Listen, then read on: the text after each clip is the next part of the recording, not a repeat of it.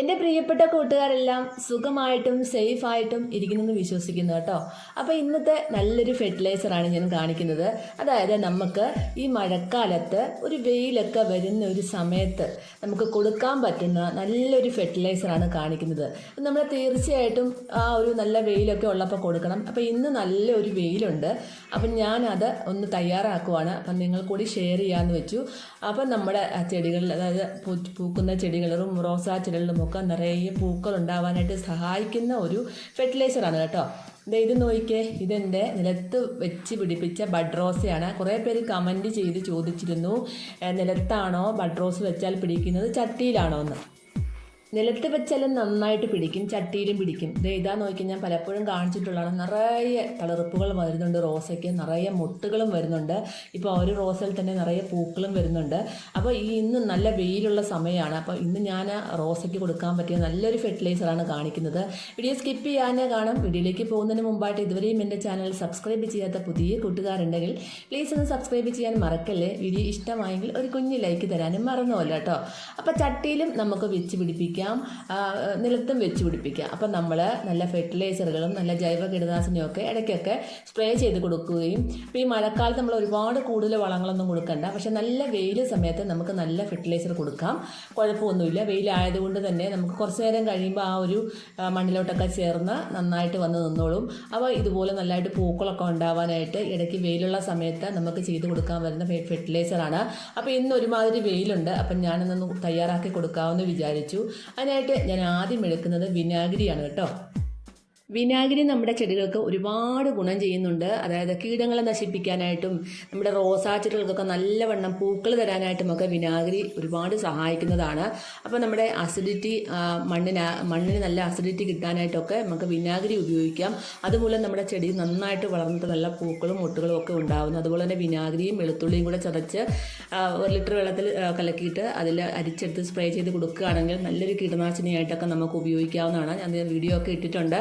അപ്പോൾ ഇനിയും നമുക്ക് 1 ടേബിൾ സ്പൂൺ വിനാഗിരി ഒഴിച്ച് കൊടുത്തതിന് ശേഷം ഇനിയും ഞാൻ അതിലേക്ക് ചേർക്കുന്ന 1 കപ്പ് നമ്മുടെ അരി കഴുകിയ വെള്ളമാണ് കേട്ടോ. അതായത് കുത്തരി കഴുകിയ വെള്ളമാണ് ഞാൻ എടുക്കുന്നത്. നിങ്ങൾക്കില്ല എന്നുണ്ടെങ്കിൽ ഏതരി കഴുകിയ വെള്ളവും എടുക്കാം. കുത്തരി കഴുകിയ വെള്ളമാണ് കുറച്ചും കൂടെ കൂടുതൽ നല്ലത്. ഈ കുത്തരി കഴുകിയ വെള്ളം നമ്മുടെ ചെടികൾക്ക് ഒരുപാട് പൂക്കൾ ഉണ്ടാവാനായിട്ടും മുട്ടുകൾ ഉണ്ടാവാനായിട്ടും പുതിയ തളിർപ്പുകൾ ഉണ്ടാവാനായിട്ടും ഒക്കെ സഹായിക്കുന്നു. അപ്പോൾ ഏകദേശം 1 കപ്പ് അളവിൽ കുത്തരി കഴുകിയ വെള്ളം എടുത്തിട്ടുണ്ട്. ഇനി അതിലേക്ക് ഒരു 1/2 ടീസ്പൂൺ മഞ്ഞൾപ്പൊടിയാണ് ചേർത്ത് കൊടുക്കുന്നത്. ഇത് നമ്മൾ ചേർത്ത് കൊടുക്കുന്നതെന്ന് വെച്ചാൽ നമ്മുടെ ചെടികളിലുള്ള ഫംഗൽ ഇൻഫെക്ഷൻസുകളും അതുപോലെ ചീക്കൽ രോഗങ്ങൾ, ഇല പൊഴിച്ചിൽ, ഇല മഞ്ഞളിപ്പ് ഇതൊക്കെ ഉണ്ടെങ്കിൽ നമ്മുടെ ചെടികളിൽ നിന്ന് മാറിക്കിട്ടും.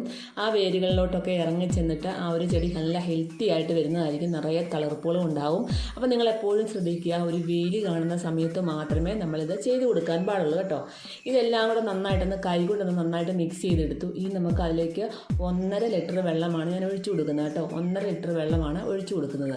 അപ്പോൾ ഇത് നമ്മൾ പുളിപ്പിക്കാത്തത് കൊണ്ട് തന്നെ നമുക്ക് ഇത് 1.5 ലിറ്റർ വെള്ളം മതി. 1.5-2 ലിറ്ററോ ഒക്കെ ഒഴിച്ചു കൊടുക്കാൻ കുഴപ്പമില്ല. ഞാനിപ്പോൾ ഇതിൽ 1.5 ലിറ്ററാണ് എടുത്തേക്കുന്നത്.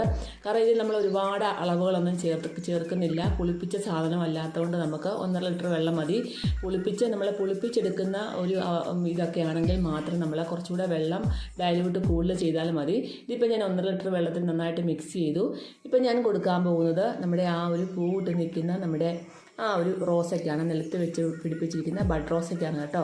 അപ്പം നിറയെ മുട്ടുകളും പൂക്കളും ഒക്കെ വന്ന് നിൽപ്പുണ്ട്. അപ്പോൾ ഇതിൻ്റെ ചൂട്ടിലെ കാടൊക്കെ ഒന്ന് പറിച്ചിട്ട് വേണം നമ്മൾ ചെയ്യാനായിട്ട്.